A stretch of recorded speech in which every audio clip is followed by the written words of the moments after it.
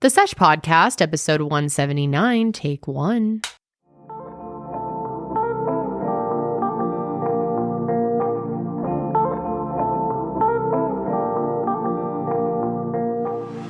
What's up, homemakers, butt kickers, and butt lickers? Doesn't his name look like that? Oh, yeah. I've seen people call it butt licker. Harrison Butt Licker. Yeah, that's good. That's good. Because he is I'm glad other people are on that. But I was thinking butt kicker because he's a kicker. That is true. Mm-hmm. Yes. But above all else, he's a homemaker. I guess he's not. No, he's not a homemaker. But that's preaches. not a man's job. That's a woman's job. That's right. All of us are doing the wrong thing right now. We should be at home making Yep. it. Because women are only good for cleaning, making food, and making babies. Making love. To make babies. So if you have a job out there, woman, quit. Yeah, big mistake. Big mistake. Big mistake. You It's really ruining got your the whole world. You're a working mom. Like, is there anything worse? Nothing worse. Nothing worse. I'm truly failing at everything right now. I would agree. Mm-hmm. And so would Butt Kicker over here. Yeah, he would. Well, if you haven't heard, we are going to be talking about butt licker. God, he's the worst. But before we get into him, because he's annoying. Butt Licker. Harry That's good. Butt Licker. Harry Butt Licker. Well, welcome back to the Sesh, ladies and gentlemen. So happy to be here with y'all. So happy to get to, do what we do here. Fuck around. What do we do? I guess that's it. Fuck around, have some LOLs. That's and we're right. happy to do it again. That's the point of this Another show. week. And have some critical commentary about what's going on. Yeah, I got some critical commentary for these men. There's a lot of men in this episode that be doing the most. And I want to yell, as always, when are they not? Mm-hmm. So we're here to yell at them, about them, scold them. Yeah, that's what we do on this show. Shame on you. Yep, shame. Anyway, I'm Kendall, Shamer 1. I'm Janelle, Shamer 2. And the Shamer 3 and 4 are here. Karelly and Sydney, welcome, ladies. Thank you. Welcome. Before we get to shaming, though, very exciting announcement. Oh, yeah, that one. I thought you were going to say our derby. Oh, no.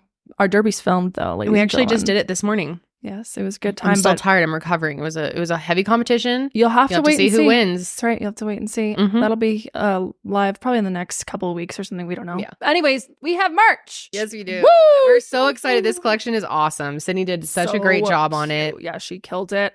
We have a sweatsuit. This is our first ever sweatsuit on any of the shows. And it turned out so good, you guys. It's amazing. So we have our sweatshirt here. It's a crew neck, and I would say it's like a sagey greenish color. Yeah. And it has pink puff print that says the Sesh on it. And then the pants, same vibe, but the text on the pants are going down the leg. So really, really cute. Yeah, I was wearing mine literally all weekend. They're very, very comfortable. Super comfortable. And yeah, the puff print is just so fun. It adds a really cute element to it. I got a lot of compliments on it too. And I was like, think it's my merch. It's my merch. Mm-hmm. It's so cute. The color combo is just A1. Yeah. So we have that. And then we also have our long sleeve tee that Karelly and Sydney are wearing. That is I want to say like salmon color. Yeah. Salmon. Yeah. Coral, salmon. maybe? Coral. Yeah, coral, a salmon. Right. Then it has like just the Sesh, the wording 3 times stacked in the middle. Yeah. So we're really excited about that one too. I love that one. What else do we have? And then you guys. This is so exciting. We made friendship bracelets. Well, we didn't make them, but they are handmade. Yes, by the way. they are. So Yep. it's supporting local business. Yeah, we worked with a small business on this. Yeah, but we had friendship bracelets made so that we can have friendship bracelets with everyone who's watching, all the seshies out there. And we were very involved in the design process. Yes. The colors, whether it was silver or gold. We went with gold because it's just superior in every way. And they turned out so good. I love them. They're so cute. They have the little like bubble letters on it. The colors of the beads are matching the colors of the sign. Mm-hmm. They have some gold beads in there as well. And it comes with 2. One of them actually has the lettering on it. And then one of them just has the colors. But it's cute, like kind of to stack them together. Yeah. I love how they turned out. Those will be available. Great job, as well. Sydney. This collection is awesome. It's so cute. You Thank you. really nailed it. Excellent work. I know, I love these items. They're simple, but they're like, I don't know. They're just simple, but to the cute. point. We've done a lot of like very colorful and out there designs on the Sesh. A little intricate. Yeah. Which I love that too. But I we do wanted too. to try something a little more Like modern and sleek and simplistic. I don't know. I know that a lot of people prefer that. So more everywhere. get yourself some stuff. We do have limited quantities. You can buy it Very at limited. thesesh.shop. And Yeah, really excited. Yeah, thank you in advance for supporting our show by picking yourself up some merch. Yes, thank you. Okay, let's just go into it. First off, I found this thing. You don't know about it, Kendall, but I needed to just talk about this for a second. This is just so funny and so Florida. I'll just say that. It's very Florida. It's very fitting for Florida. We're always going after Florida. I love Florida. I'll be going there in a few weeks. We're like Florida's biggest fan. We love Florida, okay? No hate to Florida at all. Y'all are just, I think y'all know. They know. Oh, they know. People in Florida know. And that's fine. It's their own like breed of human Florida person. Yes, Florida man. This took place in Tampa at a restaurant called Co. It's an omakase restaurant, which if you don't know what that is, it's basically where you go and pay a certain price and then chefs will curate the dining experience for you. Usually it's like a bunch of courses, like 8 or more. Oh, wow. And it's like tiny little, it's very popular. Like it's a Japanese term.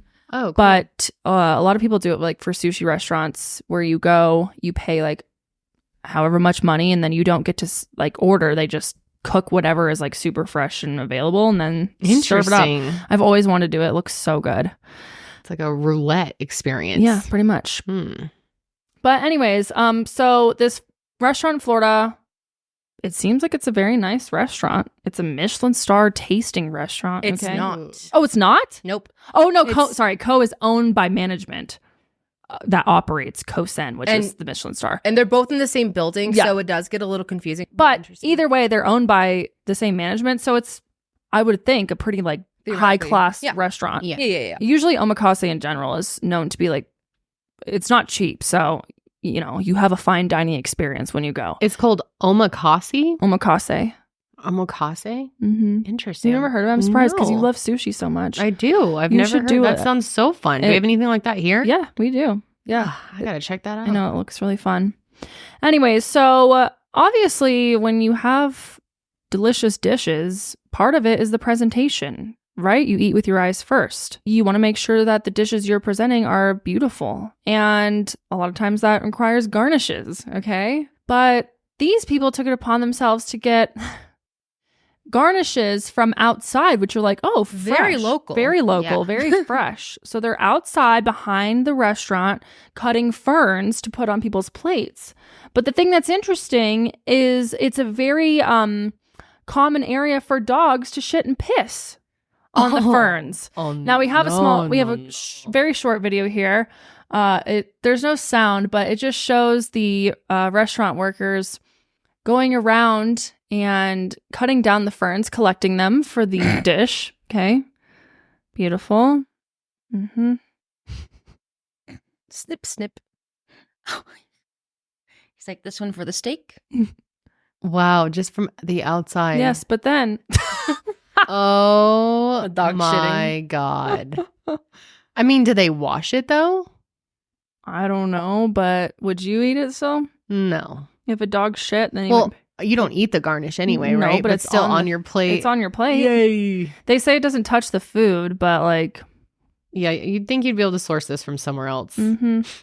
Like, nope, we only want local. No, it's not cheap. Like I said, it's usually like $200 a person at least. Yeah, for two people, there's a bill that came out for $464. So for that price, you'd expect maybe like a clean piece of fern. Yeah. Oh, it looks beautiful. Mm-hmm. But it'd be interesting to get like a black light on there. Yeah. See the pee. But apparently like a journalist reached out, who was covering this story, reached out to the restaurants, and the owner said that they weren't aware of it. And then the director of operations for the restaurant said that he was under the impression that as long as everything was properly sanitized and not in direct contact, that it was not a concern, which I guess maybe he's saying that it's properly sanitized. I don't know. He says it's strictly for decorative purposes. But this was a staff creativity move. I think so. Mm-hmm. Very nice. Like, here's a picture of shrimp tempura that's nestled sweetly in a thing of ferns. Oh my God. I know, it's so funny. That is hilarious. Also, ferns they're not toxic, but they do have like a low level of toxicity. Like, it could probably upset your stomach if you ate it, which I think in theory, anything you serve on a plate in restaurant is supposed to be edible. Yeah. In case people are like, oh, a salad. Like, you wouldn't serve and be like, don't eat that though. You'll have the shits for 3 days if you do. You know? That's so ridiculous to pay that much, and they're just like cutting it out from the front yard. I know. Imagine like walking up to the restaurant, you see them cutting it, and you see it on your plate as you go in. Also, not only that, but Tampa police did confirm that it is actually illegal to take plants from public parks. Which this wasn't a public park, right? It was part of an apartment complex, but still, that's privately owned. But it's by not someone their else. Property. No. Yeah. Okay, that's a big no. Yeah, apparently the managers at the Pearl Apartments was like, we had no idea that the ferns were being foraged. Karelly, you are a forager. Oh yeah, you're a queen forager. Well, a little forager. I wouldn't say queen forager. I haven't really done much this year. Remember when you found that spinach? Wasn't it spinach? It was what was it? It was fuck, what was I? It was just like out in a parking lot. Yeah. Oh yeah, you came in. What was it? I forgot what it was. Like it lettuce. Was, no, it was like those little curly things. She came in and she was like trying to eat it. We're like, dude, it's been sprayed with like bug killer and stuff. And when we were on our company camping trip, she was like constantly going around looking for things to forage. Yeah. What was it called? I don't remember what it was called. No, it was just some like very common leafy little green that grows everywhere. But I didn't eat it because I went home, I washed it, and I was like, I don't really know if I want to do this. Parking lot greens. Now a health inspector came by and was like, hey, you guys should fucking stop doing that.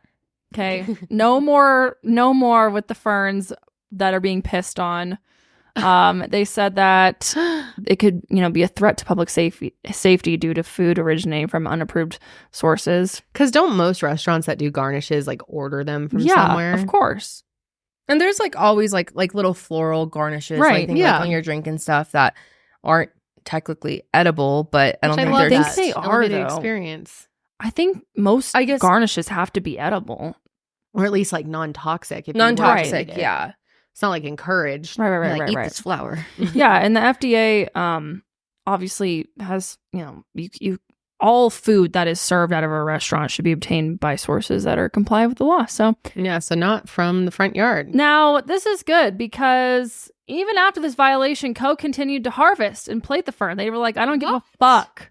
Okay. Oh, ain't no stopping our fern. There's another video here. Let's go ahead and watch that one real quick. Out Co in Tampa, Florida. It's a beautiful restaurant, and their sister Kosin is right next door. We did the 5-course menu and started off with live Hokkaido scallops. The next item had 6 assorted bites, and they were balanced flavor and textures. The toro tartare was definitely a favorite. It was really well seasoned, and all the other bites were giving me Japanese comfort food that you miss from home. For our last savory dish, we had the grilled lamb chops with king crab rice. And I usually don't like lamb, but this is probably one of the best lamb chop I've ever had. It was sweet and savory, and the meat was so tender. And I also love that smoky flavor. And if you go, you should definitely do the drink pairing option because it really elevates the whole meal. And lastly, we're at the last course with the palate cleanser and a dessert. Does she know about the ferns and where they came from? Probably. This girl, she just does a lot of like food reviews in Florida. The journalist had a great experience at Kosin, but at Co, she said that they felt rushed and the staff was hasty, and that overall she was unimpressed. They're probably stressed out with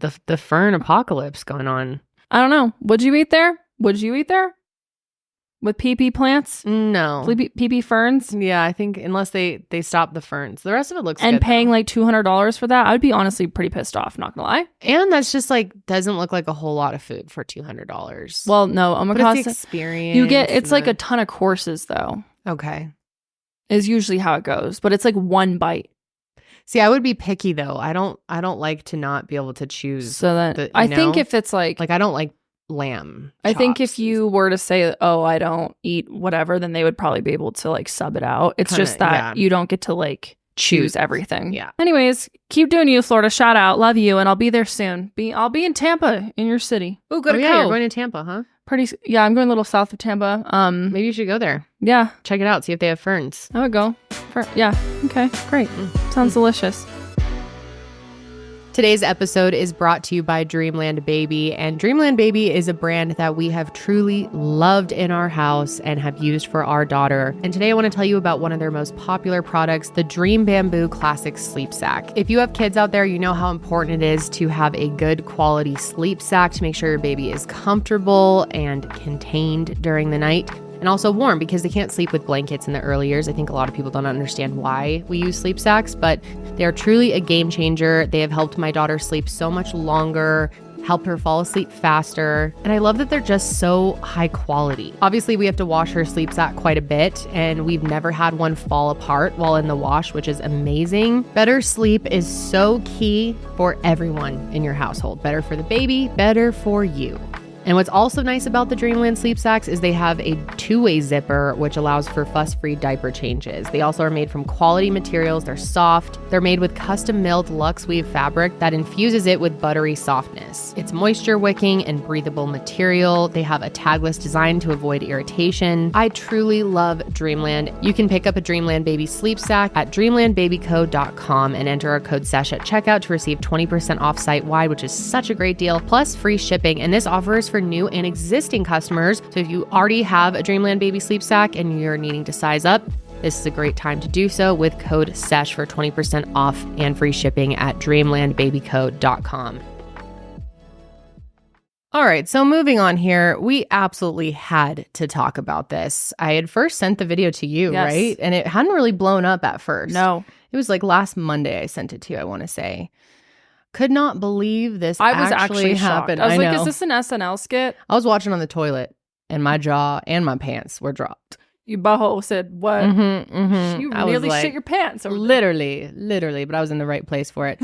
Okay, if you did not see this, which I don't know how you couldn't. I mean, everyone's talking about this now. It is so insane. I mean, it's a graduation commencement speech, but you would not guess that if you heard it. No. It's so fucking outrageous. Okay, so this is Harrison Butker, or just Butker is his actual name. He is the Kansas City Chiefs kicker. So the position that plays the least amount of time. I think I was watching someone add up the amount of time that someone actually plays in their career. It's like a couple of hours. And he's getting for paid over years. Millions of dollars. Absolutely is. And I mean, to give them credit, it is a very high pressure role. You got to kick well, right? And if you don't, then everyone hates you. Okay. But anyway, none of that really matters here, because where he really dropped the ball is during this commencement speech at Benedictine College, which is a Catholic college. So I guess it's somewhat fitting. I think he thought, I'm in the place where I can do this. Oh, yeah. He definitely did. Now, this speech, which should have been about, motivation, graduation, celebrating achievements, encouraging people to follow their dreams. Yeah, there was absolutely none of this. 20 minutes of shaming and hatred, and and you won't even believe how many people he actually went after. He went after working women, the LGBTQ plus community, and families who utilize surrogacy. That's fun. He also went after in vitro fertilization and Taylor Swift. So he managed to piss off the Swifties all in one foul swoop. We love that for him. Harrison first starts off with his thoughts on the LGBTQ plus community and literally compares Pride Month to a deadly sin. And you've got to just hear it for yourself. So roll the clip. Why was he chosen for this? Did he go there or something? No, he didn't. But it's in Kansas, I'm pretty sure, the school. Yeah. And so they're like, oh, Harrison's the man. Yeah, they reached out to him. Yeah. Has gone from just another liberal arts school with nothing to set it apart to a thriving beacon of light and a reminder to us all that when you embrace tradition, success, worldly and spiritual, will follow. I am certain the reporters at the AP could not have imagined that their attempt to rebuke and embarrass places and people like those here at Benedictine wouldn't be met with anger, but instead met with excitement and pride. Not the deadly sin sort of pride that has an entire month dedicated to it, but the true God-centered pride that is cooperating with the Holy Ghost to glorify Him. Yeah. They're like, oh. Some of them are eating it up. It's really funny getting this from a man wearing a cheetah print tie, I must say. Also, now I'm not here to speculate on people's sexuality, but the internet certainly has speculated on his. Oh, if you pull up really? his Instagram, he is quite the fashion icon, which, not saying that straight people can't be fashion icons, but a lot of people think he's playing for the same team, okay? Oh, okay. That's not my words. On the words? Internet's word. Okay. And it is kind of a known thing that if a lot of people who are extremely homophobic are suppressing their truth. Oh, it happens quite often. So, I don't know. That's interesting. Well, then he addresses the new women graduates in the room and what he believes these women are looking forward to most in life, which you would guess would maybe be starting their careers, exploring science and technology or whatever they're going to go do. But no, Harrison has much different ideas of what they're going to be doing next. I would have thrown my shoe at this dude. Seriously, if there's ever a moment to throw a shoe, it's this like moment. The George Bush, like yes, yeah. Bush. George Bush. Ladies present today, congratulations on an amazing accomplishment. You should be proud of all that you have achieved to this point in your young lives. I want to speak directly to you briefly because I think it is you, the women, who have had the most diabolical lies told to you. How many of you are sitting here now about to cross this stage and are thinking about all the promotions and titles you are going to get in your career? Some of you may go on to lead successful careers in the world, but I would venture to guess that the majority of you are most excited about your marriage and the children you will bring into this world. I can tell you that my beautiful wife, Isabel, would be the first to say that her life truly started when she began living her vocation as a wife. God. So before that, you were just nothing? I'm on this stage today and able to be the man I am because I have a wife who leans into her vocation. I'm beyond blessed with the many talents God has given me, but it cannot be overstated that all of my success is made possible because a girl I met in band class back in middle school would convert to the faith, become my wife, and embrace one of the most important titles of all, homemaker. Unreal. And he gets like a 15-second standing ovation. Yeah. Dude, this is not about you or your wife. But people were loving it. A homemaker. In the moment. That is so fucking offensive, in my opinion. So, oh my God. I think most people could agree. I cannot believe he truly said that. I know. It's shocking. Like, you may be worried about, or excited for your promotions and everything that you're going to accomplish. But I'm willing to bet most of you are out there are just really interested in becoming a wife and having kids. Yep. To say his wife's life only started. I keep seeing these TikToks. People are like Harrison Butker says my life started when I had kids. My life ended when I had kids. I saw that too. Yeah. Right, because those 4 years were literally for nothing. No. Those don't count towards your life. You got your MRS degree. Yep. You heard the MRS degree, right? The Mrs. degree. Oh, found a husband. Yep. That's God. Wow. We should really have a graduation for when we get married. Imagine if the roles were reversed and he said this to the men out there. Like, listen, guys. Right, but your life is going to really start when you become the man of the house and you step up as a homemaker for your house. So would there have been a standing ovation for that? When do men's lives begin? Birth, baby. Birth. Oh. So we're just existing. Yeah. We're literally just here to make babies, cook, clean, and be homemakers. So you hear that, serve guys? The man. All three of your lives haven't begun. And mine only began when I had a baby. And so I've only been alive for about 1.5 years. How's it been so far? Good. I feel alive. You look exhausted. I am exhausted. Let me get some more coffee. Yeah, that's just so fucking horrific. To say it at graduation. Yeah, it's wildly offensive. And he's like crying about it. Like, oh, my wife. And it's honestly even more funny that he didn't go to this college and he's like, the best thing, you guys are going to be so happy when you guys all get married. Right. It's like, okay, yeah, because, yeah. Okay, yeah. Yeah, when it's like very obvious that there are a lot of women who aren't even interested in marriage or having children. Well, then those aren't real women, Kendall. Apparently it's not. A waste. Yeah. Apparently not. I am so sick of the whole, like, if any woman's like, I don't know if they want kids, I'm like, so many people are like, well, you'll change your mind, or just like dumbfounded that maybe people don't want that necessarily or want something different. And apparently that's not allowed. I don't understand why that upsets people so much. It's not your life. Right. Why would you Why give do a you shit? care? And we're already overpopulated as it is. Be like, great, more resources for the rest of us. Don't have kids. I don't understand. It's such a personal choice. It's not, everyone's happiness is defined differently. Like, personally, I feel that if I didn't have kids, I would feel unfulfilled. Totally. But that's like, because that's like my life mission in my heart, right? And that's great. It's like when I was made as a sim, my aspiration was whatever, Yeah. Yeah. And I always chose that one when I played it because that's like what resonates with me. But I can totally understand and respect people who have zero interest in that and want to be fulfilled in other ways. And we should be respecting that and encouraging people to live their truth of that, because the last thing we need is a bunch of parents running around who never wanted to be parents in the first place. Exactly. You don't want those types of people to have kids anyway. If they feel pressured into it by society, what the fuck? Dude, the amount is so archaic. It's these people who are freaking out because things are changing and they don't know how to understand it or accept it. The amount of times that I've had conversations with people where like the topic of children like come up and whether I want them or not. And typically, as of right now in life, in the last like 10 years, I've thought about it. I don't want children, you know what I mean?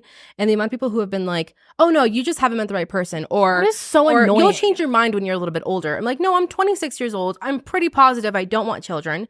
If I do and I change my mind, then that's great. But don't make me feel less of a woman because I don't want children in my life. You know what I mean? Amen. Seriously. It's so annoying. I'm still as much of a fucking woman whether I have 8 kids or none kids. And the fact that they're like, oh, you just haven't met the right person. Like, what is that supposed to, like, they're going to like soften your hard heart? How do you know what the right person for me is? Yeah, it's so ridiculous. How do you know that there isn't even a right person? I don't know. This honestly just gets me so... It's infuriating. It makes me so mad. Like, it's so offensive, especially to hear this type of speech in 2024. Like, really? We're really still at this point? And is he stupid? Do you know how difficult it is for... like, that's great that you make millions of dollars and your wife can just stay home and not work. But that is not the reality for many families. Many families, both parents have to work, whether they want to or not, to keep up with the fucking horrific expenses and how inflated everything is. That's a we were just talking about that last week. I don't know any stay-at-home moms nowadays. No, I don't know any of my personal friends. I mean, I don't have that many friends with kids anyway, but it's very rare. And I mean, seriously, that's not to say props to women who do stay home that have the ability to do so. It is such a hard job. General. Like, it would be so difficult. But being a working parent is also very difficult. I mean, any way you slice it as a parent is difficult. But we were talking about this recently too, because I had this moment on Mother's Day where I'm like, oh, I'm sad that, our nanny's with my daughter during the week, and am I choosing work over her? But then I remembered that is just how it is. It's not how it was when we were kids, where you had tons of friends who their parents weren't working, or one parent was not working. It's very rare. It was very rare to see things that as growing up. Completely changed. Like, my dad was a stay-at-home parent for a while. My mom always worked. My dad was a stay-at-home dad, and then my parents got divorced, and he was working before that. I can't remember. Whatever. Anyways, then they both started working. I had a nanny, but I do remember that was pretty rare. I didn't have many friends that had both of their parents working, and which is fine, but now I think it's so different, and it's like completely reversed. And it's not that realistic anymore. Like, shit is fucking expensive. So truly, for him, as such a privileged person playing in the NFL for the fucking Chiefs, I know, to be speaking to all of these people who probably a lot of them, most of them, wouldn't even be able to afford to be a homemaker. Yeah. And it's also just ridiculous. Like, not to diminish what he does, but a little bit. Like, it's not like he's playing 8 hours a day, 5 days a week. You know what I mean? He's playing during the season. Yeah. Yeah, sure, they train during off seasons and whatever. He's not a fucking night nurse. Right. It's not like he's like... Exactly. Yes. He's not saving lives. No. Like, chill, dude. You're kicking balls. Exactly. Okay, anyways, it's not over there yet, though. Okay? It's not done yet. Nope. Because then Harrison claims that the reason for dysfunction or chaos is because of the absence of men in the home. So now he does a little men shaming as well. Gotta get everybody in. Really, really quick, a side note about his mom. I think his mom is a physicist. Yeah. Extremely successful. How offensive to her. Yeah. She's probably sitting there like, fuck, I raised this Who did guy? I raise? Again, it's so insane that he is taking this moment to like praise his wife and talk about their love story and cry at someone else's graduation. Right. This isn't about you, dude. This isn't just like a platform. He saw this as his opportunity to like speak to the whole fucking world. He calls himself like an amateur public speaker. I'm like, oh, bro. Yeah, very amateur. Yeah. That part's true. It's interesting. Do you think he thought, this is my one moment that this could go really viral if I really go nuts with it and say offensive shit? Maybe I think really that put me on the map. I think those are his true thoughts, and I don't think it's his true thoughts. But do you think he thought, might as well get some publicity. All the publicity on the Chiefs is going to Travis Kelce. He's like, I want some spotlight. Yeah. Mm-hmm. Mahomes and him, they're sucking it all up. This is a conversation for like your TikTok live. Exactly. Not like not a graduation ceremony. Totally. And he made it seem like he was begged to do this too. So you're probably right, Kendall, because he really said it in the very beginning, like whether father something asked me, begged me. Oh yeah. I told him no. Yeah. And like then the church father, not his daddy. Yeah. No, I know. We just talked about that last week. Everything I am saying to you is not from a place of wisdom, but rather a place of experience.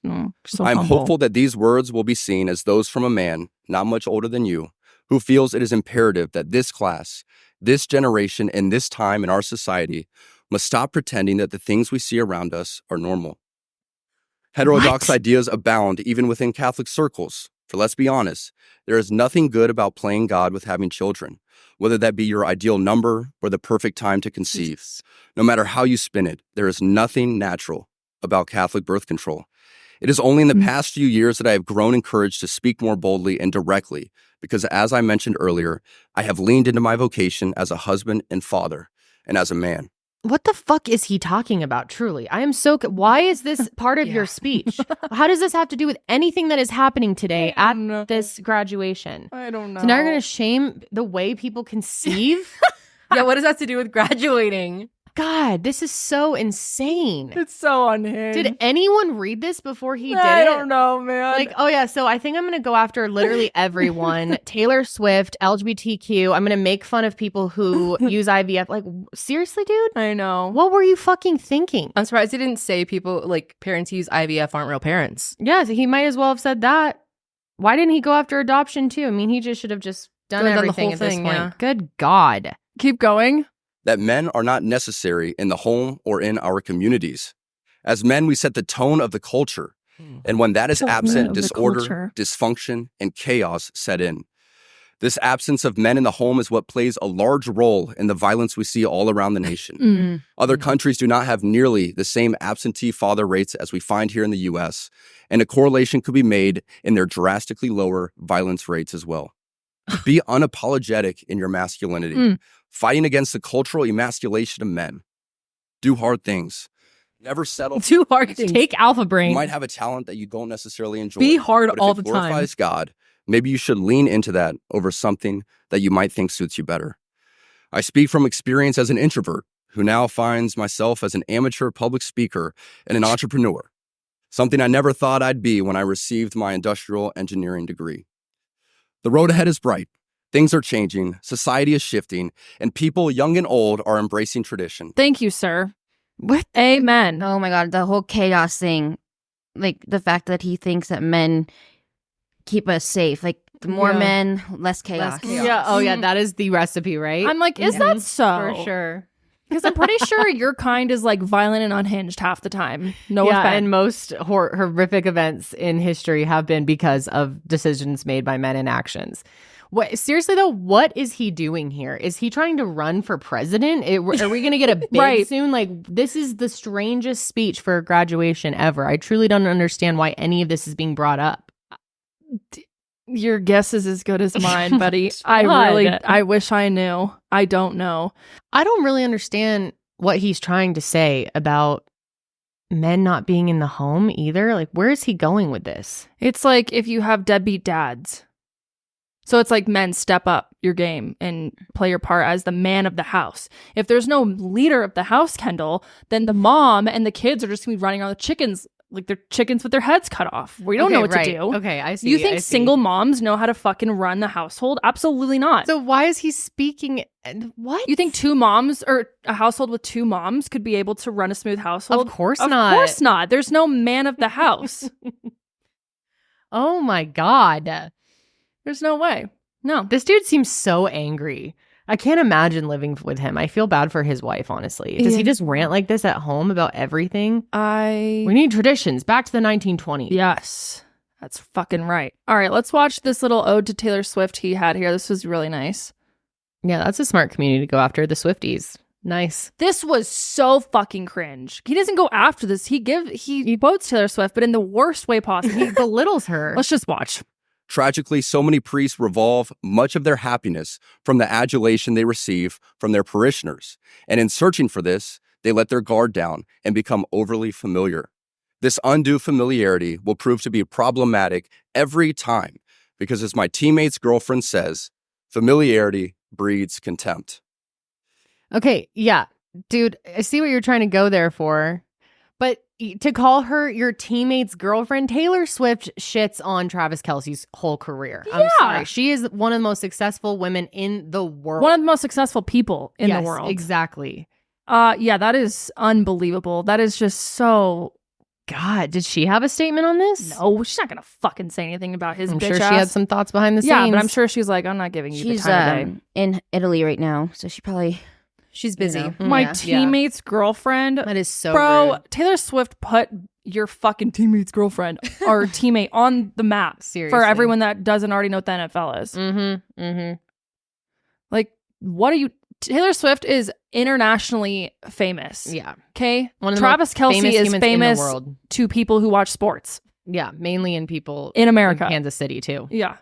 It's horrible. I Okay. had no idea who he was, so. Yeah. I thought his name was Kelsey Mahone. Kelsey Mahone. Yeah, you did. No one knew what he was. Okay.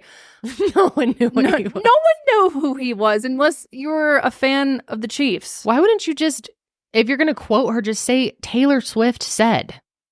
Why wouldn't... I think he was like trying to be like, just kind of funny, like, oh, my teammate's girlfriend. LOL. So funny. He also, like we said, hates on IVF, surrogacy, and abortion. Let's look at that. While COVID might have played a large role throughout your formative years, it is not unique.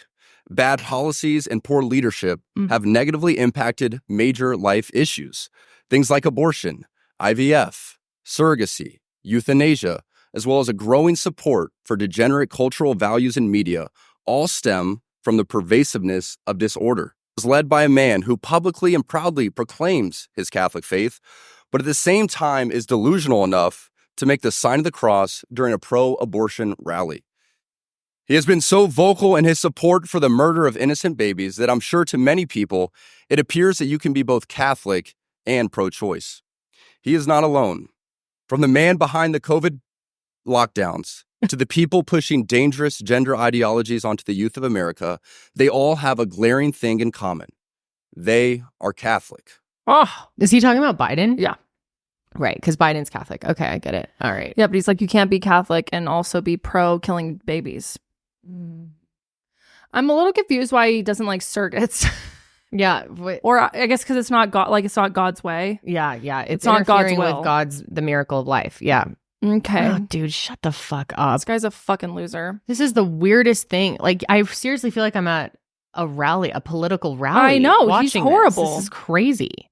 He's truly terrible. So, anyways, obviously people are dogging on his ass because he's a complete joke. Okay, so here is a graduate at Benedictine College. Her name is Susanna, and she was in the crowd during the speech and shared her thoughts on TikTok. Let's take a listen.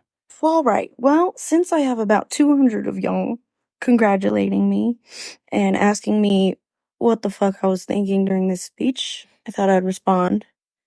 Yeah, it was fucking horrible. Some of us did boo. Me and my roommate definitely did. There was a standing ovation from everyone in the room, except from me, my roommate, and about 10 to 15 other women. That's disappointing. That is. You also have to keep in mind this was at a Catholic and conservative college. Yeah, not that surprising. Yeah. So a lot of the men were like, fuck yeah. Of course. They were excited. But it was horrible. Most of the women were looking back and forth at each other like, what the fuck is going on? Like, did he just come here to speak about politics and his views on women? That's all you got for a graduation commencement speech? Are you kidding? Mm-hmm. But yeah, it was I horrible. keep reminding myself that's what it was. A lot of y'all are also asking where I will be going after college.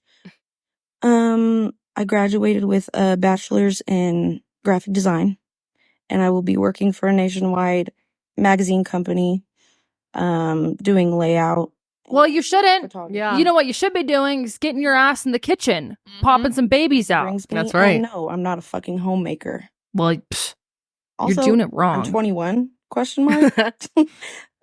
Getting married and having kids is not my ideal situation right now.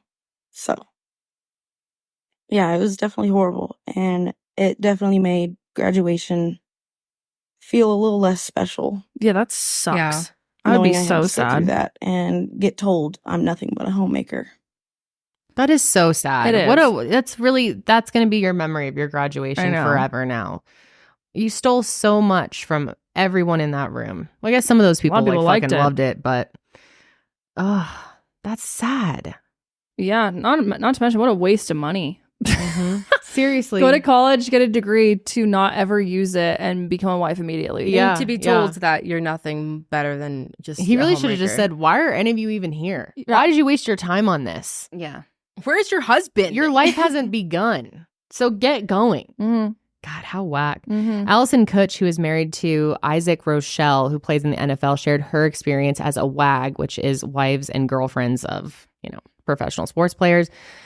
She also said what she shared of the speech. It's pretty funny. Let's take it out. She's funny. Check it out. Sorry. I'm sorry, guys. My brain is not working today. I'm very tired for some reason. I don't know what's happening. That's why we had some coffees. Mm-hmm. My husband got drafted to the NFL. People stopped asking me what I did for work. The second he got the phone call to sign with the Los Angeles Chargers was the second I became Isaac Rochelle's wife. Past 7 years, I have worked my ass off, not only to chase my dreams and be successful, but also to make a name for myself so I'm not just somebody's wife. Don't get me wrong. I love my husband. I love being his wife. I am just not an NFL wife. That shouldn't be what my entire life succumbs to. I choose to follow my husband to whatever state football brings him to. I'm packing the bags. I'm not calling the movers. I have social anxiety, but I am willing to go wherever he's going. I am a cleat chaser in that aspect, and I've been chasing his cleats for the past 10 years now. But along the way, I have made it a priority to make sure that I'm following my own dreams as well. My life didn't start when I married my husband. It started when I was born, and I've been working my ass off every second since. I was in kindergarten trying to whip up my career. I hope that my platform shows that if you are a woman, if you're a girl, honestly, whoever the fuck you are, you can do whatever you want. Put your mind to it and work towards it. And last thing, can you imagine sitting at your college graduation after working your ass off for 4 years and someone telling you that none of that really mattered? Because the best thing is going to be a homemaker. I really can't imagine that. I would be so sad. I'd probably cry. It's so I would definitely cry. It's so depressing. I would be pissed at the school. Yeah. Well, how did you guys let this happen? Don't they screen people's speeches and stuff? I don't know. I guess probably someone there was like, oh, yeah, that's pretty good. Yeah, that's Drive it home. Yeah. God damn. I like her. She should have done it. Oh, yeah. Allison, she's cool. I follow her on TikTok. I like her. Really? I got to check her out. Well, anyway, the NFL, of course, responded to the commencement and said that it doesn't hold his views. They're like, listen. The senior vice president and chief diversity and inclusion officer, Jonathan Bean, said that Harrison Butker gave a speech in his personal capacity. That's a nice way of putting it. Yeah. His views are not those of the NFL as an organization. The NFL is steadfast in our commitment to inclusion, which only makes our league stronger. Okay, NFL. So yeah, so just like a basic, cover our asses as much as we can for this one. Yeah. We've had a lot of bad moments over the years. We're not going to have this one be one of ours. And as far as now, there hasn't been any response from Harrison or directly from the Chiefs on the backlash. We'll see. We're recording this Monday. Our episodes go live Wednesday, so maybe there'll be something out by then. Who knows? Doubt it. Honestly, he probably won't have much to say. And if he does, it's not going to be anything good. No. But the world's largest LGBTQ plus media advocacy organization, GLAAD, spoke out. GLAAD's president and CEO, Sarah Kate Ellis, issued the following statement. She said, traditionally, commencement speeches are meant to celebrate and inspire graduates and their families. Of course, everyone knows that. Kansas City Chiefs player Harrison Butker's commencement speech was not only a clear miss, it was inaccurate, absolutely, ill-informed, and woefully out of step with the Americans about pride, LGBTQ, People and women, those with expansive platforms, especially athletes, should use their voices to uplift and expand understanding and acceptance in the world. Instead, Butker's remarks undermine experiences not of his own and reveal him to be one who goes against his own team's commitment to the Kansas City community and the NFL's standards for respect, inclusion, and diversity across the league.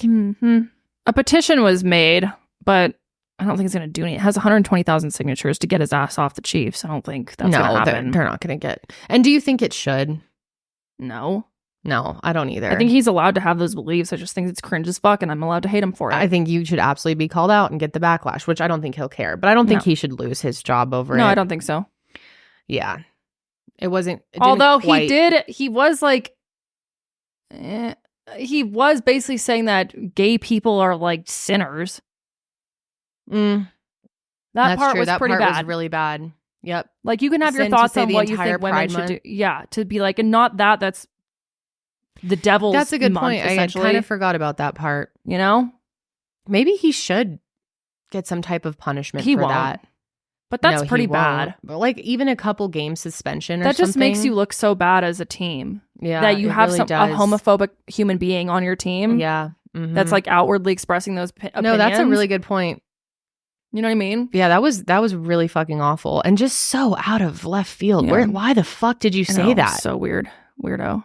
The whole thing was weird. He's a strange dude. Okay, this is like a side bit here for just a second. I found this clip on Twitter. I was just on there looking at reactions of this whole thing, and someone tweeted this. It's a clip from this woman is Valentina Gomez, Missouri's 41st Secretary of State. Straight state. Okay, watch this. This is just so unhit. No. Oh no. No. X sucks. I hate Twitter. Wait, God, they deleted it. Okay, hold on. You know what? I'm gonna find it. Do you still go on Twitter? Yeah. Really? Just to like see people's thoughts on like stuff like this or try to but I'm not really like tweeting or like do not get on there anymore. It's very depressing and divisive and scary. It also is like doesn't work very well. No, it doesn't. Like I feel like Elon has just set that platform on fire. I'm done with it. If you try ready to delete mine. If you try and look at people's responses, it like you can't find any. I don't know. The whole thing is so weird. In America, you can be anything you want. Don't be weak and gay. Don't be weak and gay, she says. Stay fucking hard. What? In America, you can be. This is a fucking Secretary of State for Missouri. In America, you could be anything you want. Don't be weak and gay. Stay fucking hard. This is America. And then look at our picture. Do you not feel goofy as fuck? Look at you. Look at you. You can be anything you want. Don't be weak and gay. Weak and gay. Jesus. That's the whole thing? Yeah. No, that's it. Yeah. She made like a short. And it was on. It was a real short. Okay. It was on Twitter. Don't be weak and gay. Period. It was literally on Twitter. And then clearly she deleted it because maybe she was like, oh, that's not a good take for me. Like the music was really ramping up and she just cut. That's it. Interesting. All right. Yeah. Thank you. So butt liquor, I honestly hate the Chiefs even more now because they're paying. I don't really like Patrick Mahomes. He annoys me. He annoys me too. And now we have butt liquor on here. And so I hope he has a bad season. I hope he is not invited to do one of these ever again. Finding that perfect t-shirt is so crucial to every wardrobe, whether it's being used to dress things up or if you're just throwing it on for a casual, running errands look. I feel like everyone needs that perfect fit t-shirt. And honestly, it's a struggle for me to find the perfect t-shirt because sometimes I feel like the quality is really good, but the fit sucks, or vice versa. It fits really well, but then the second you wash it, just like falls apart and basically is ruined. So that is why I'm obsessed with Skims and all of their t-shirts. They have such good quality. They're soft, good colors, great fit, and then I just can't say enough good things about them. Skims truly has the best basics. I'm not just saying that. I wear their t-shirts all the time. I also have the boyfriend tee, which I really love. It's super soft and I wear it for working out a lot because it's a little bit of a looser fit and the fabric allows me to breathe really easily. I hate when t-shirts are like stuffy and you feel like you're just sweating in them, but these don't do that at all. I also have this soft smoothing t-shirt, which is really, really flattering. And like I said, you can really dress them up or make them super casual, which I like.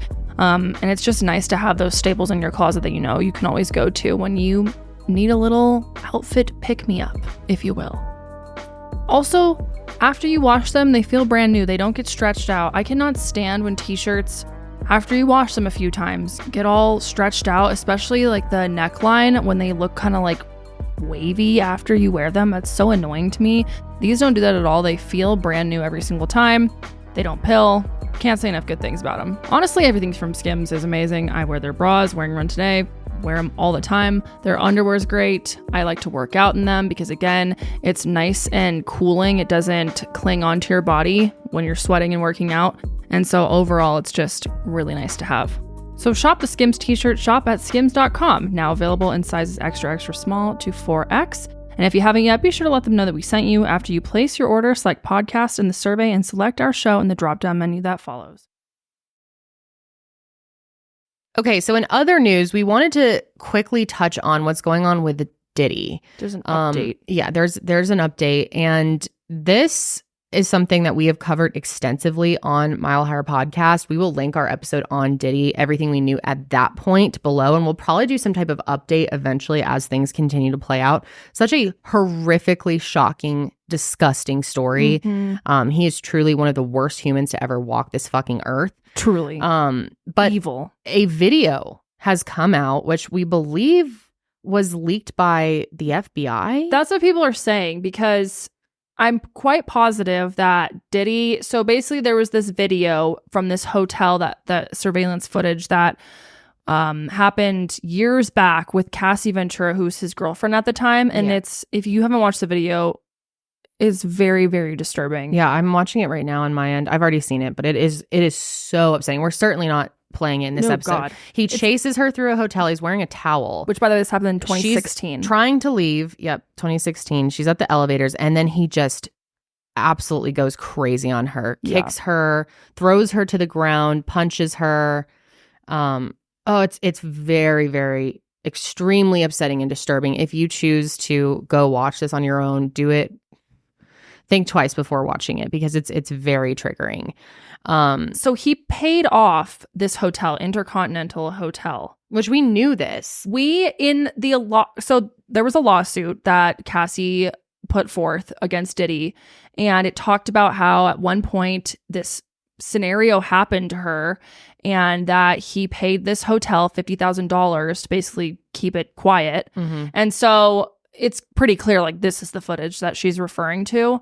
And so back to what Kendall was originally saying, I'm pretty sure that the FBI leaked it. I don't think it's confirmed exactly who leaked it, but they think it's that because Diddy paid off the hotel $50,000, and I'm pretty sure that he was then able to get the footage, and he had it at his house.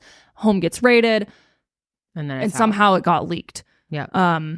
From my understanding. So, which, I mean, he's been denying everything. Oh, yeah. Throughout all of this. And obviously he can't deny this. So he has finally made a statement, put out a video apology without a ukulele. But this one was pretty fucking wild. Yeah, the footage was leaked on Friday. And then on Sunday, he came out with this statement. Yeah, and I guess apology.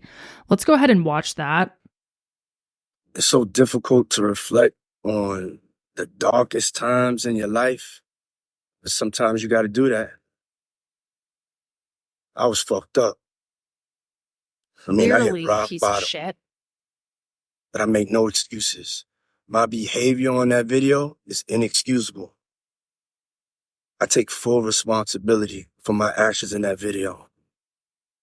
I'm disgusted. I was disgusted then when I did it. I'm disgusted now. No, you weren't. Shut up. I went and I sought out professional help. I had to go into therapy. You should seek out jail. Going to rehab. Had to ask God for his mercy and grace.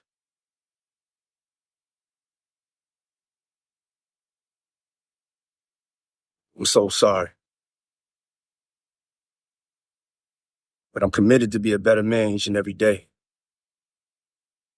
I'm not asking for forgiveness. I'm truly sorry. That's it. That's all he has to say. God, I have so many thoughts on that. First of all, the fact that it took him this entire time, he's been accusing everyone who has come after him as it just being a cash grab, just wanting to lie on his name because he's famous and make money off of it. It's until you cannot deny it anymore, and there's a video of you in that moment, which I am 100% sure, actually, that is the least of what he actually did. That man has done so much fucked up shit. If you have not watched our episode, the amount of crap that Diddy has done, he is an evil person. And that is just the cherry. That is what's the term? That is the scratching the surface of everything that this man has done. Is he's acting in this video as if it was just this one-off thing, and that I was at this dark point in my life, that I had hit rock bottom. Dude, you have not even come close to rock bottom. Rock bottom is fucking coming for your ass. And then to not even mention Cassie by name, to not even say who it is in this video who were beating the shit out of this poor woman who went through absolute hell with you.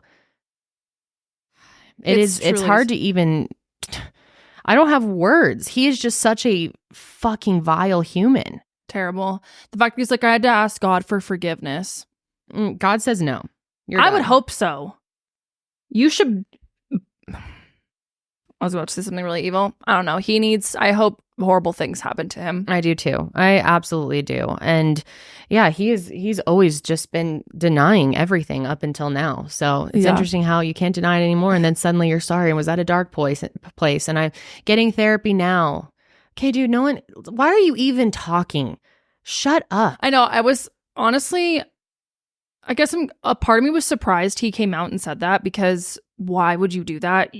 Nothing you can say will make this any better. No. I guess not saying anything is also bad, but it's just like, that's all you have is you're going to turn on your camera, film a quick thing and put it to your Instagram. Yeah. Yep. Such trash. But it's especially trash because he doesn't address who he's talking to. It's just it's a blanket apology for what? To what? For what? You know what I mean? Totally. Like, it doesn't, it's a senseless apology. The list of people that you have hurt so deeply, who you have scarred over the years. And that's what you're going to say. You're not even going to say her name or anyone else, bring up anything else.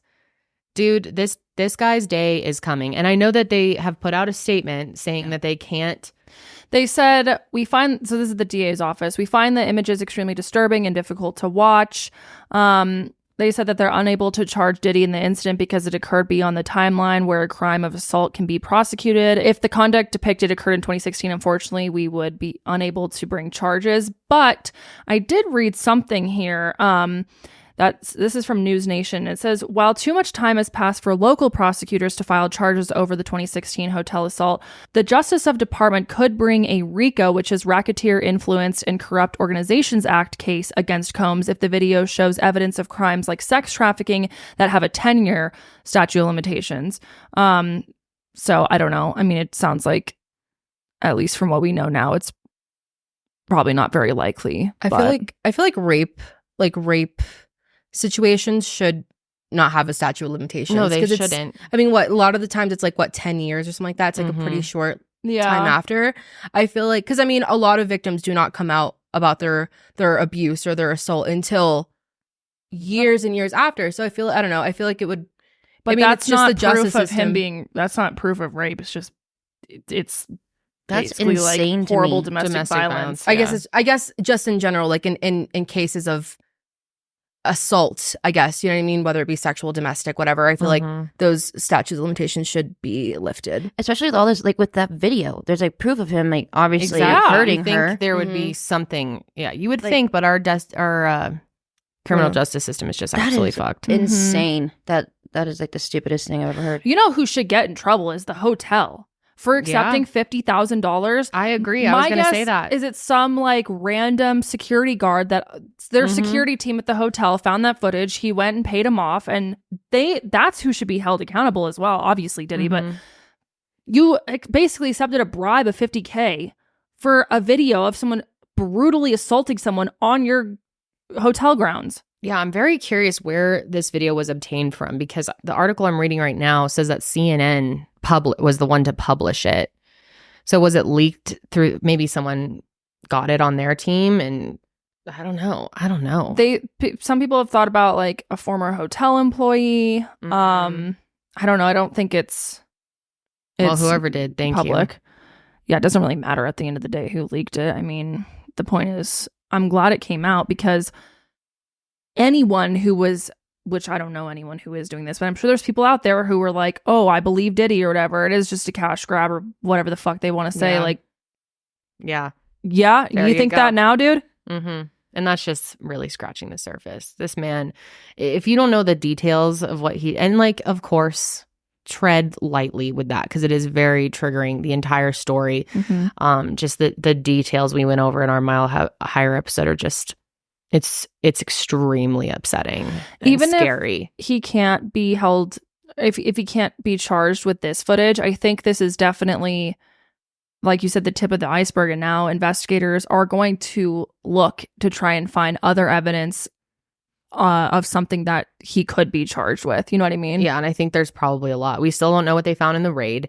Yeah. I mean, I really hope the house of cards is falling slowly, and that we're going to actually see justice for these people. I mean, there are multiple victims.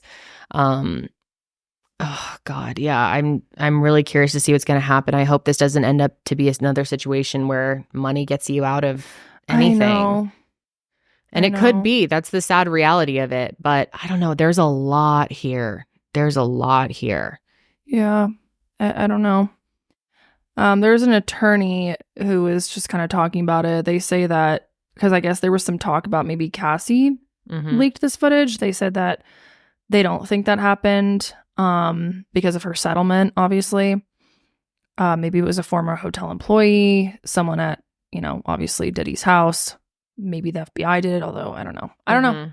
Because it's interesting, because back in December, he did make a statement, and he said, for the last couple of weeks, I have sat silently and watched people try to assassinate my character, destroy my reputation and my legacy. Sickening allegations have been made against me by individuals looking for a quick payday. Let me be absolutely clear, did not do any of the awful things that are being alleged. I will fight for my name and my family and for the truth. So obviously he's completely walking that back now that there is proof. And I really hope more and more proof comes out. And there probably is. Yeah. God, he's just disgusting human. He really is. I hate him.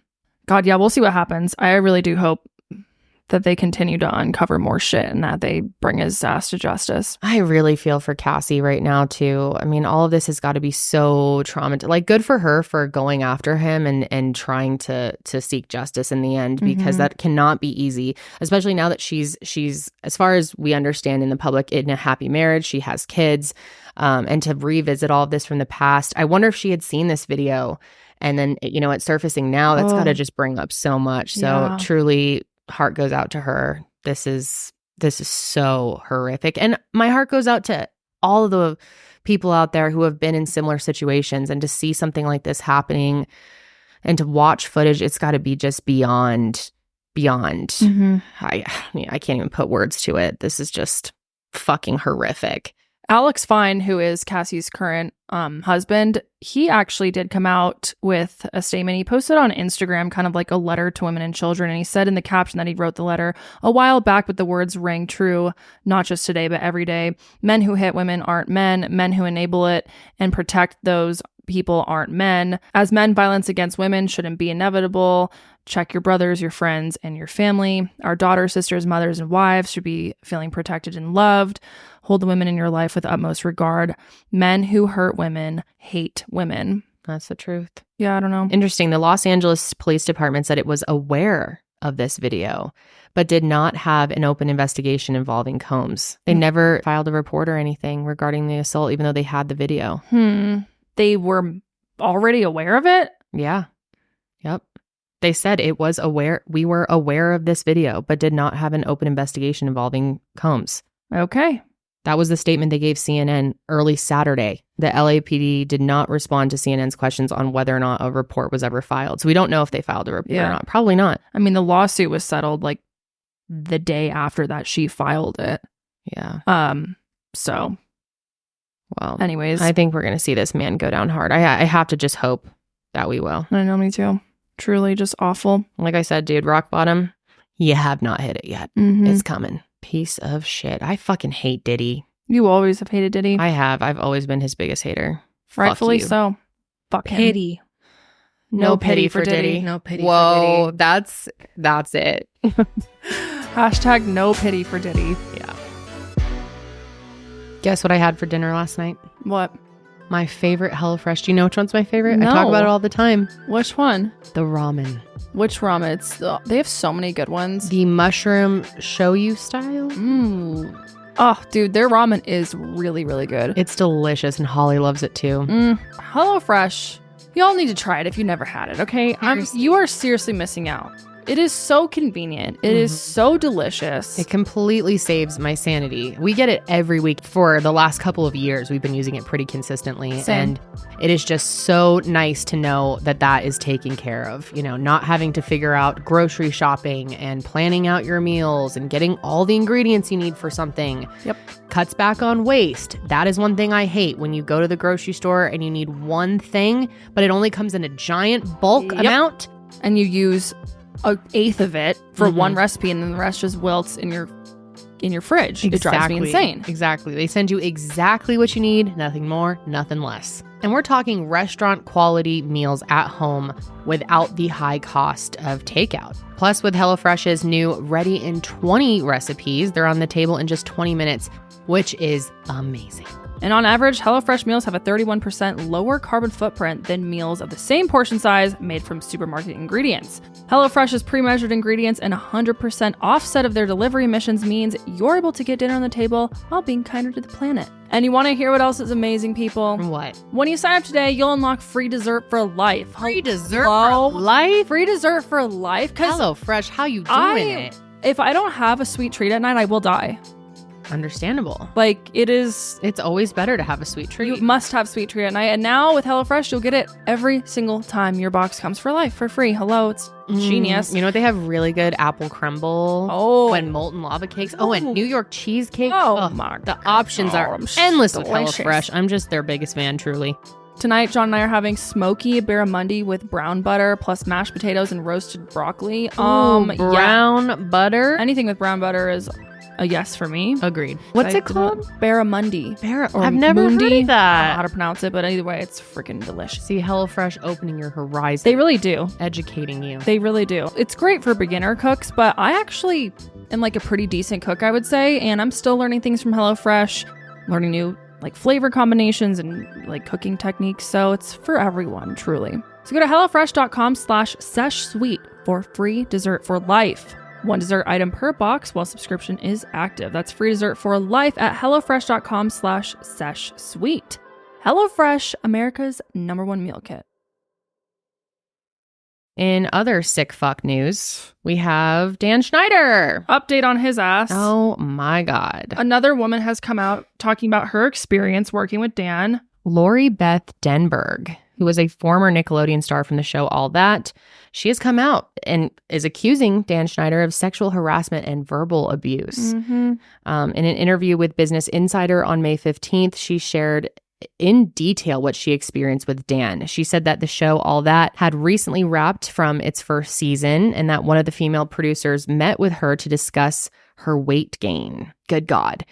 And she said when Dan found out about this that he was really angry and said he should have been the one to have that conversation with her. Weird. Yeah, should have been you. Should have been no one. But that's another conversation.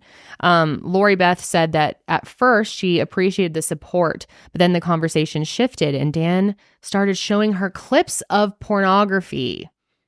How do we go from A to B like that? I know. Like, he's so creepy. The man of Dan. She said the grand finale was a video of a woman performing oral sex to a donkey. Disgusting. That really gives you insight to the sick fuck that Dan truly is. What? He wants to watch someone do oral sex on a donkey. The fuck? You know, something that I've noticed too, just like from like stories like this with like people who have like these disgusting like afflictions for children is a lot of the times CP and bestiality go hand in hand. Yes. Totally. I was just having this conversation with a friend of mine this weekend.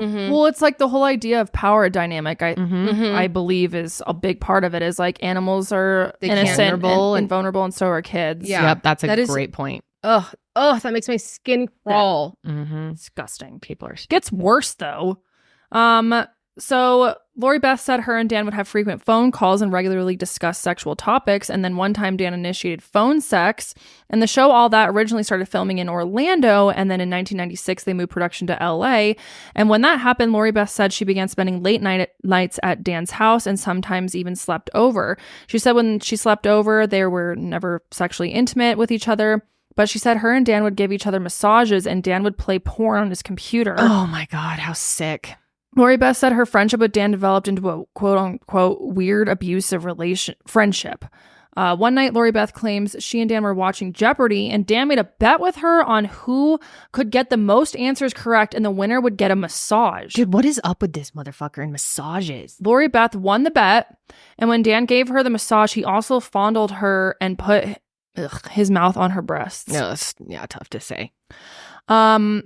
Now, I guess at the time, Lori Beth said she didn't necessarily think that these interactions with Dan were inappropriate because she was just telling herself, like, oh, I'm over the age of 18, which is just so sad. And I think a lot of people can relate to that of being taken advantage of. But in your head, you're like, oh, well, I'm an adult. So is it really that? You know what I mean? Yeah. And I'm not necessarily, which I don't know exactly what she was saying, but I'm not saying no. But there's, are you truly giving consent when there is this power dynamic and this is your employer? Right. Can you give consent that way? No, you can't. Yeah. She basically talked about how she wasn't really, thinking about this too much until recently all this stuff came out, obviously, and that there was such a big power imbalance between her and Dan, and that if she refused, there would be a chance that, she would not get any work, and that he would stop writing sketches and try to humiliate her like he did with so many other people, Yep. This is very much giving Brian Peck, Drake Bell. Yep. That whole thing, like, you'll lose your job. If you come out against me, you'll lose your job. Exactly. Yep.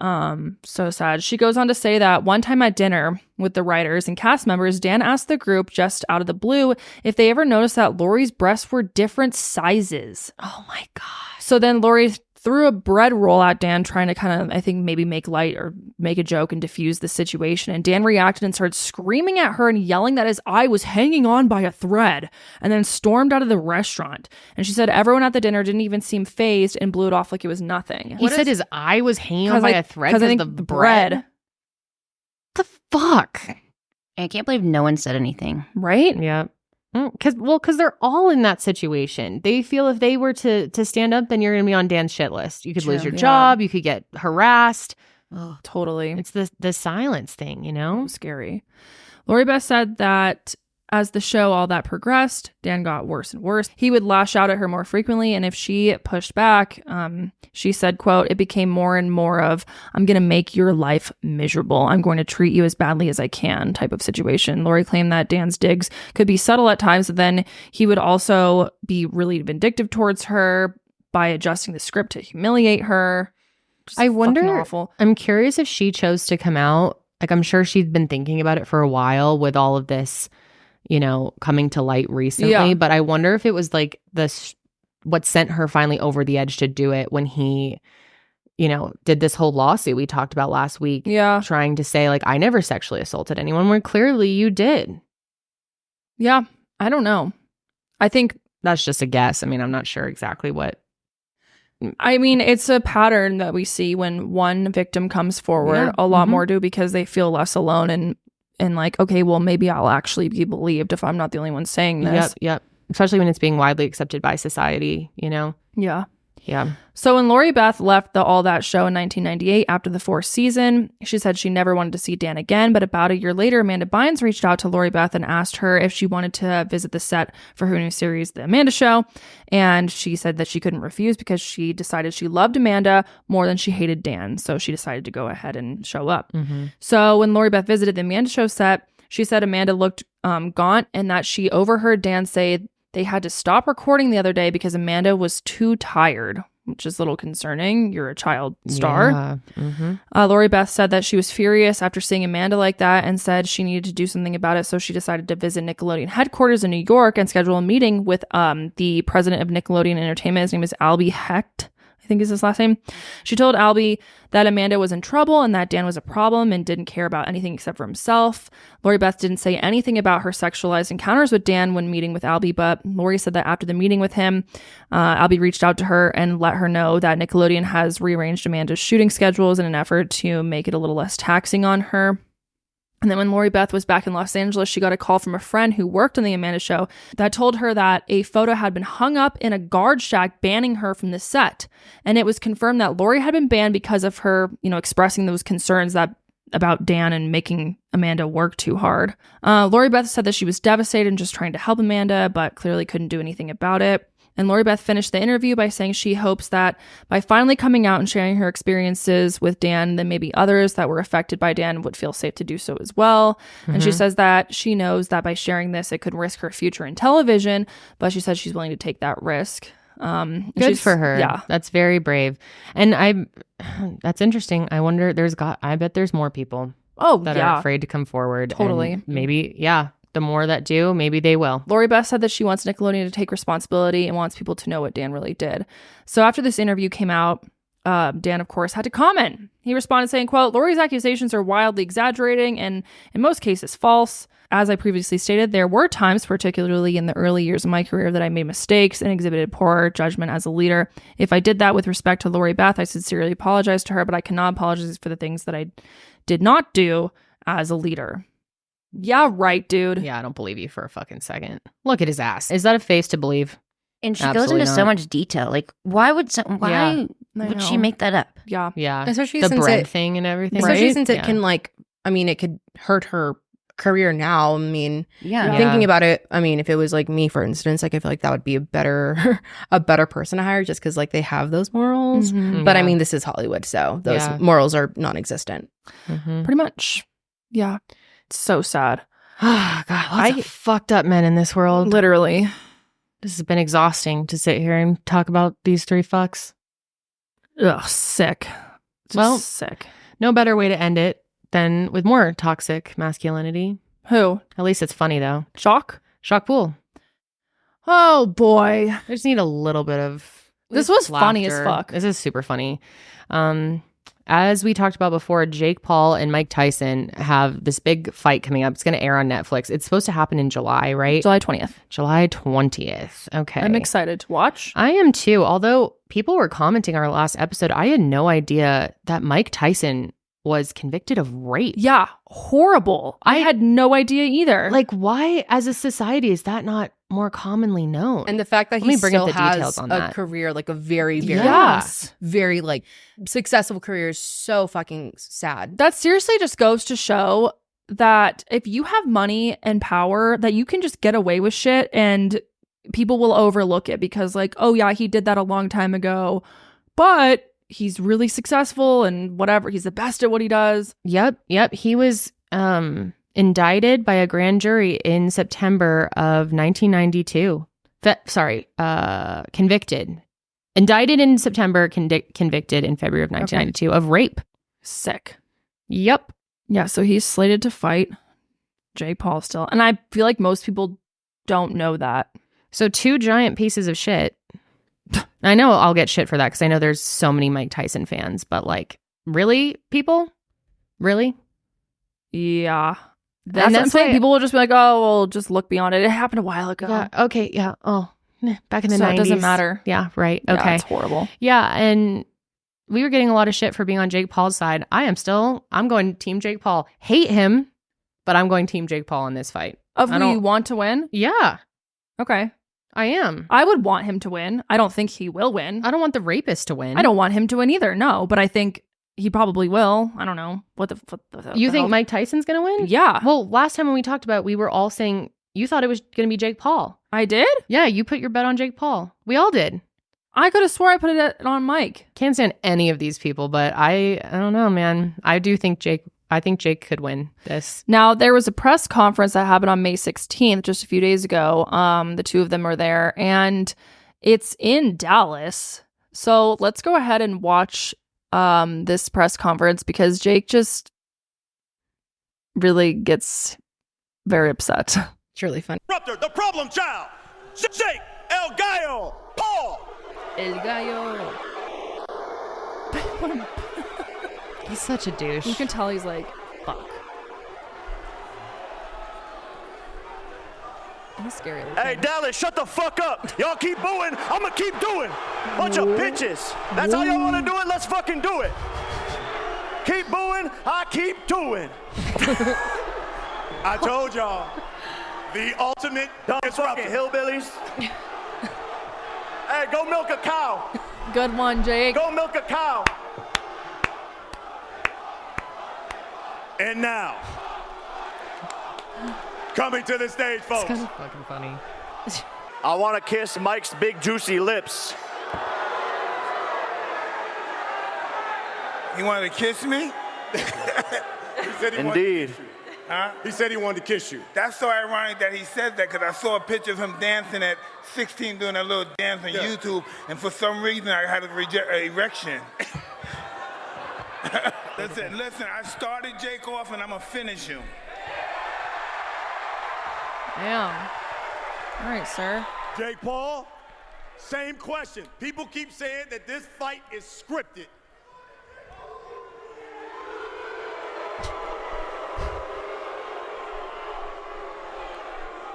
Hey, yeah, come on, Jake Paul. Jake Paul. Jake Paul. Jake Paul. Look at Mike Tyson. Jake Paul. I like shit,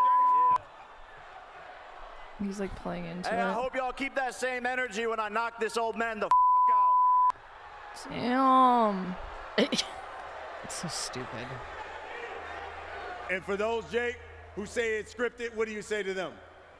Well, clearly they don't have a high IQ in here, but that's a federal crime, Brian. True. Mike, there are a number of people who also say Mike Tyson is risking serious injury against a powerful 27-year-old who is in his prime. What do you say to that? Also true. I don't know if he's in his prime. He's fat. He should be lean and mean. Funny. He's fat and funky. That's amazing. I saw him with his shirt off the other day. He's fat. Oh my God. Did you start training already? Hey, Buster Douglas was fat, am I right? I know, but you're no Buster Douglas. I'm better. I'm better. And I'm gonna end you quicker than he did. and you'll remember that forever. You started me off. I appreciate that, Mike. I love you. I love you. Like a father loves his son, but I must discipline you. You're going down, old man. Okay, I love you too. This is the weirdest shit I've ever seen. Here's another little short moment.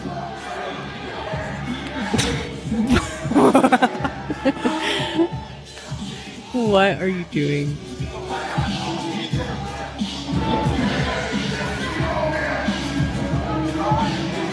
The ultimate disruptor. Taking on the baddest man on the planet. July 20th. This is so good. AT&T Stadium, Arlington, Texas. It will be the massive, biggest event.